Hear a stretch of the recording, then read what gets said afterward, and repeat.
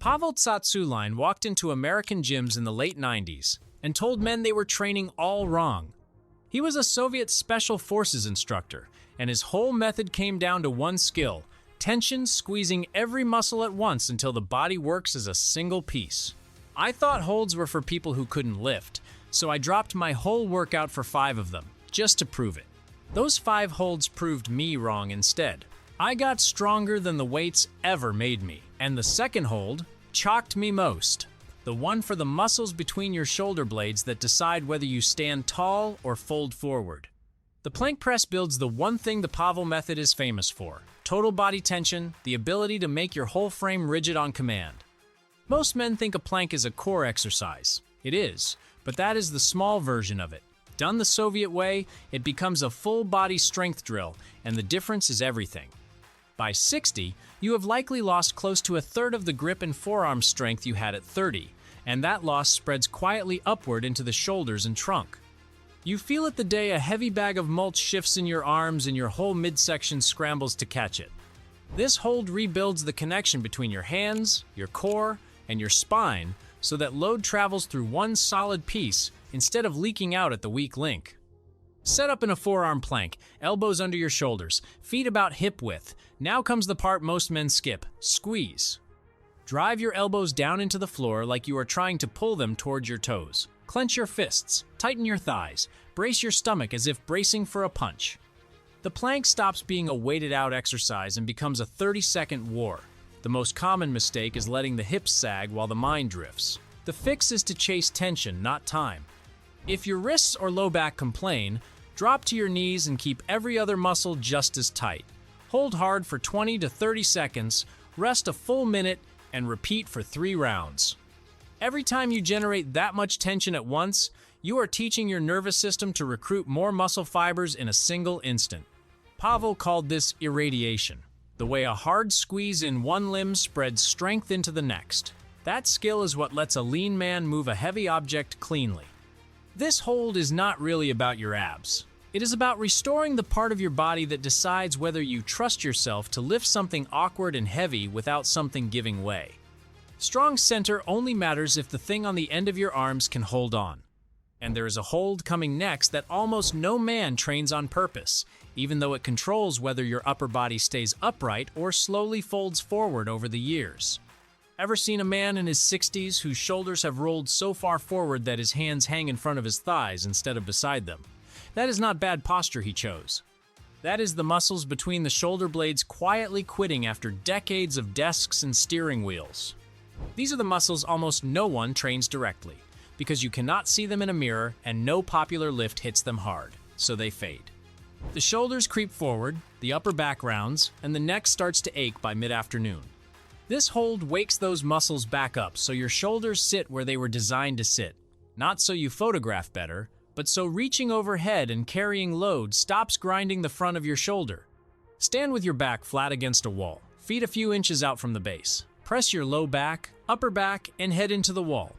Now raise your arms into a goalpost shape, elbows in the backs of your hands trying to touch the wall. Here is the Soviet tension twist. Instead of moving, you stay still and pull your shoulder blades down and together as hard as you can, dragging your elbows toward the floor while the wall resists you. The most common mistake is letting the low back arch off the wall to fake the range. Keep it pinned. If your hands will not reach the wall, that is information, not failure. Hold them as close as you can while squeezing. Pull hard for 15 to 20 seconds, 3 rounds.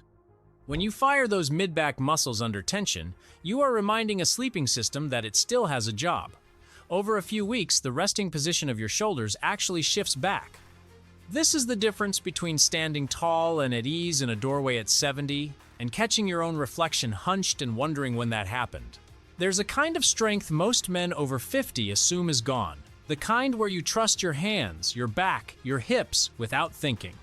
The ebook is 50 Holds Built to bring that back. Link below.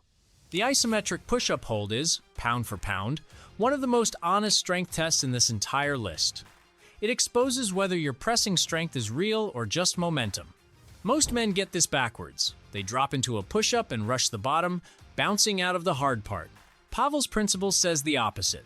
Park yourself in the hard part and stay there, because that is where the strength is built.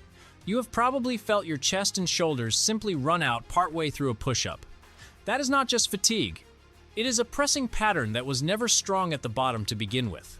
This hold rebuilds raw pressing strength from the position you are weakest, so the everyday push, off the floor, up from a chair, against a stuck door, stops feeling shaky. Lower into a push-up until your elbows are bent to about 90 degrees. Then stop, hold there.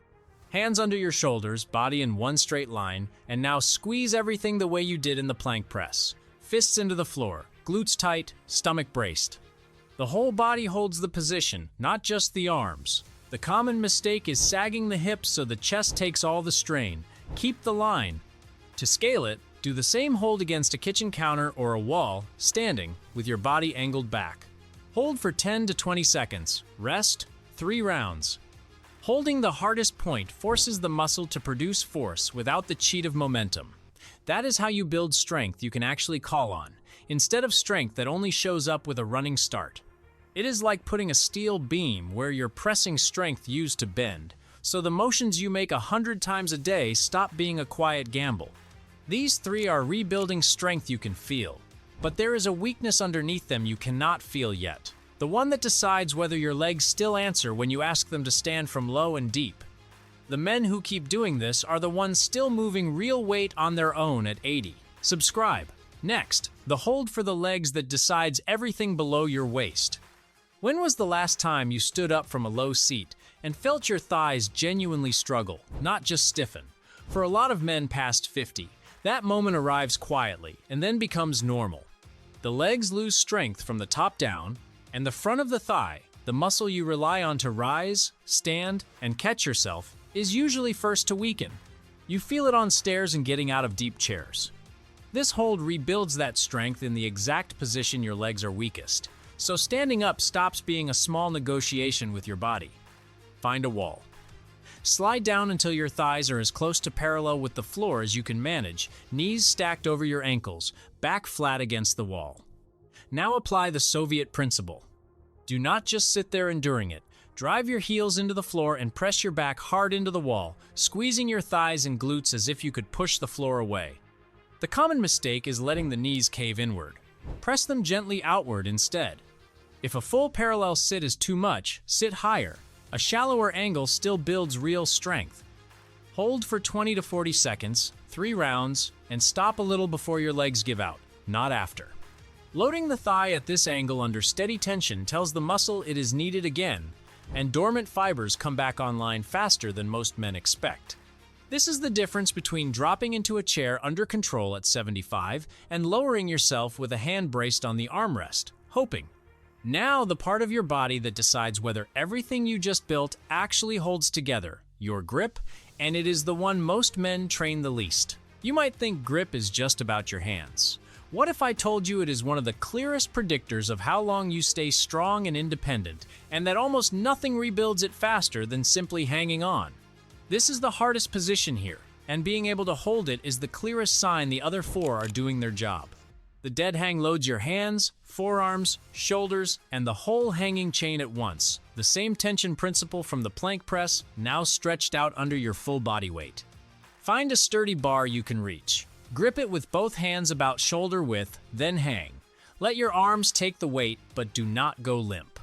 Pull your shoulders down and slightly back, away from your ears, and squeeze the bar as if you are trying to leave fingerprints in it. That active squeeze is the whole point.